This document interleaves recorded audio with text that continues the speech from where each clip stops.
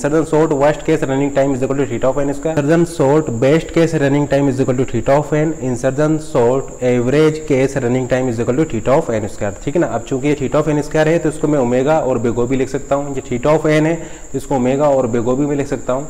ये theta of n square है तो इसको ओमेगा और बिग ओ भी मैं लिख सकता हूँ।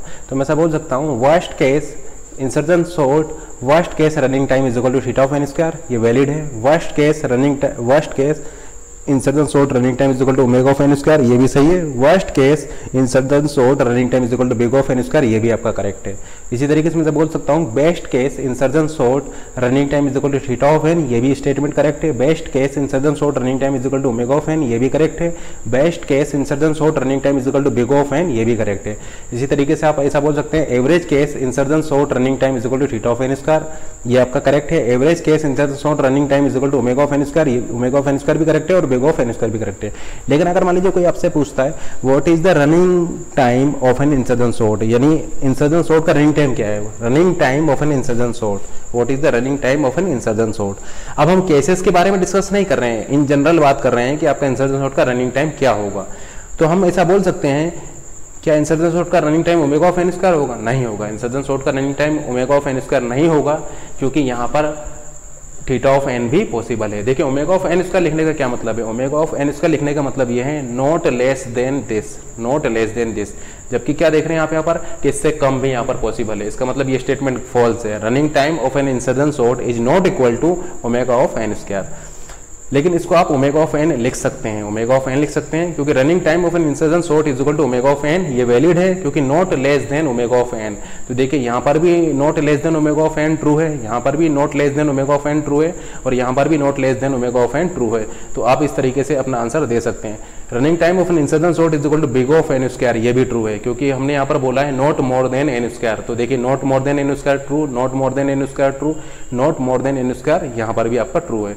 तो आप आंसर इस तरीके से दे सकते हैं। लेकिन आप ये फॉल्स हो जाएगा। Running time of n insertion sort is equal to theta of n square, ये आपका फॉल्स हो जाएगा।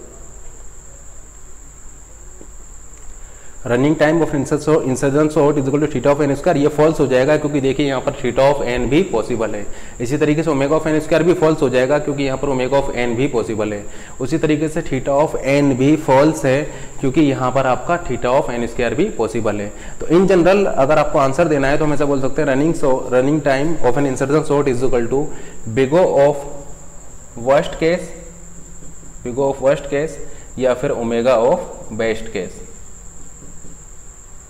तो ये दो स्टेटमेंट आपके ट्रू होंगे, बाकी रिमेनिंग आपके यहाँ पर फॉल्स होंगे क्योंकि वर्स्ट केस आपको बताएगा कि इससे ज्यादा टाइम नहीं होगा। ठीक है ना। वर्स्ट केस आपको लार्जेस्ट टाइम देगा, बेस्ट केस आपको स्मॉलेस्ट टाइम देगा। ठीक है ना। तो आप ऐसा क्लेम कर सकते हैं कि इस एल्गोरिथम का जो रनिंग टाइम है वो वर्स्ट केस से ज्यादा नहीं होगा, वर्स्ट केस से ज्यादा नहीं होगा। और बेस्ट केस में ये आपका जो टाइम लगेगा वो सबसे कम लगेगा। तो हम ऐसा बोल सकते हैं कि बेस्ट केस वाले टाइम से कम नहीं होगा, वर्स्ट केस वाले टाइम से ज्यादा नहीं होगा। तो इसलिए तो हम यहाँ पर आंसर आपका इस तरीके से दे सकते हैं, या तो आप इसको लिख सकते हैं ओमेगा ऑफ एन या फिर आप इसका अपना आंसर लिख सकते हैं big O of n square में। बाकी अदर नोटेशंस आप इस केस में यूज नहीं कर सकते हैं। तो हम यहाँ पर बोल सकते हैं कि ये जो running time of insertion sort है ये मान लीजिए आपका है Tn। Tn क्या है? Tn is the running time of n insertion sort. तो हम ऐसा बोल सकते हैं running time of n insertion sort belongs to omega of n. ये स्टेटमेंट भी आपका ट्रू है।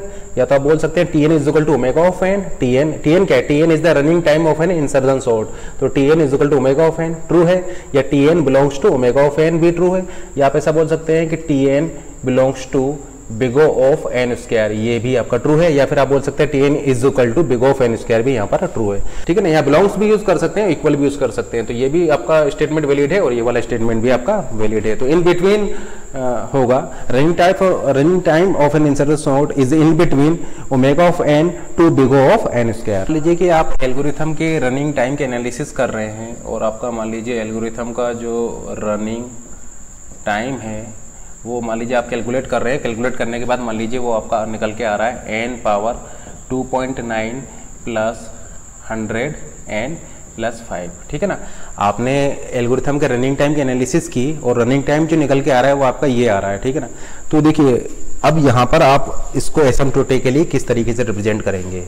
तो एक तरीका तो ये हो सकता है कि आप इसको अप्रोक्सीमेट करें, हो सकता है कि आप इसको अप्रोक्सीमेट करके n क्यूब भी कर सकते हैं, या फिर आप इसको अप्रोक्सीमेट करके n स्क्वायर भी कर सकते हैं, ठीक है ना। तो या तो आप इससे कम कर सकते हैं या इससे ज़्यादा भी ले सकते हैं।